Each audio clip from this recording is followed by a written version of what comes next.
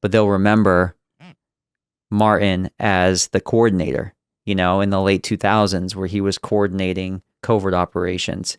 He was backstopping agents, which means he was making sure that their alter egos and their legends were airtight. Mm-hmm. And he was using assets that he had been cultivating for years and decades. Because when you go undercover, the story is everything. And as technology gets better, the story has to be better because it's easier to find out if you're lying. So the assets that he would use, clothes, cars, whatever, bank accounts especially, and there are other ways to create a new identity with social security numbers and different types of records. I mean, Martin was able to cultivate these things over a long period of time. So say it's 1995 and you're a drug lord and you have a Swiss bank account.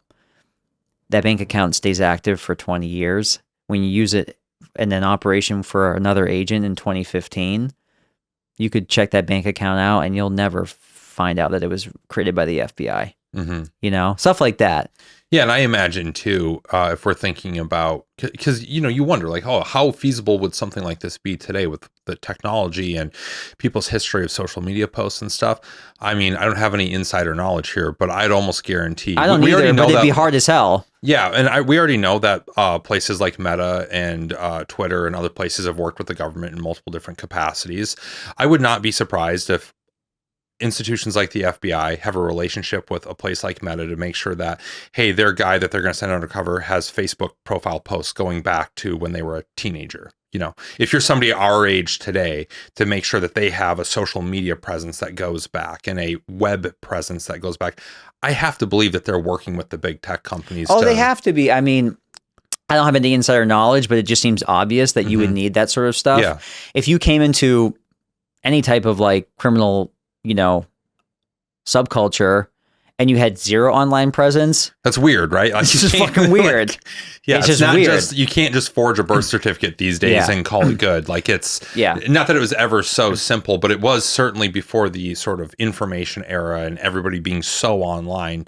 Certainly there was less steps probably. Now, you need not just a birth certificate, not just friends that you grew up with to corroborate your story, but like this entire online presence. But back in the day, like the cartel would vet you by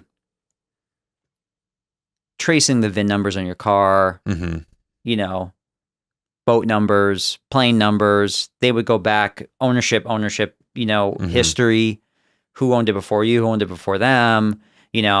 Sometimes they would ask for your social security number, that sort of thing. But it's kind of funny because the higher up in the cartel you go, the more of a faux pas it is to ask probing questions. So you get up really high in the cartel, they don't ask your last name. They don't ask any of that shit, because it's like, you're up here talking to me because you've already been vetted to some capacity. Yeah. So Martin was able to kind of like jump a couple rungs on the ladder by getting some really great sources to introduce him without having to go through that sort of rigmarole where some stupid administrative error could blow cover. So it was like, there was like unwritten rules, like business rules. It was like, you show up to a meeting with a bag, you never, like, the other person never asks to see your bag. No one ever like touches you and like, wants to make sure, like, it's all like, we're businessmen. Like, we don't play that shit, Yeah. which helped him tremendously. I was surprised on the sort of the security element of that, how much he actually wore a wire. It seems kind of crazy. That's one thing that I've heard Joe Pistone say before about how he almost never wore a wire because he was like, oh, that'd be a dead giveaway if I ever got searched or something like that. I'd be dead. For Martin, it seemed like he wore a wire a lot. He had a lot of surveillance. I mean, we've got pictures like this and things like that.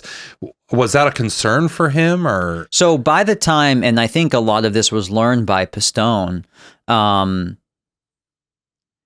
because he was the only one to really do something deep undercover where you're kind of getting into RICO territory where you want to take down an organization. You need unimpeachable evidence. Yep. These people are rich enough to hire the best lawyers and they'll dance around you in court and then you're fucked. Yeah. So when Martin's going UC, it really was imperative for them to have robust surveillance, if possible, video and photo surveillance, but that Martin would be able to wear a wire because you can't prove conspiracy without intent.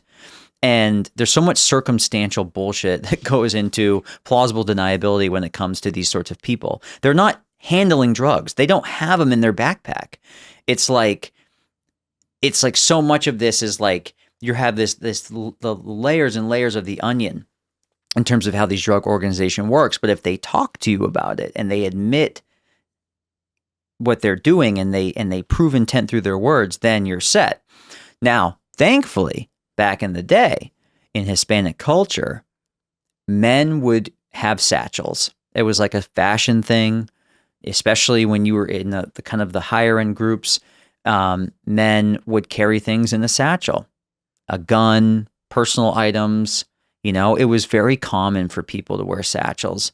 So Martin never wore the wire. Mm-hmm. He just put it in a satchel because the fashion back then was unbuttoned shirts, mm-hmm. you know, and like the kind of like late 80s sort of Caribbean flair.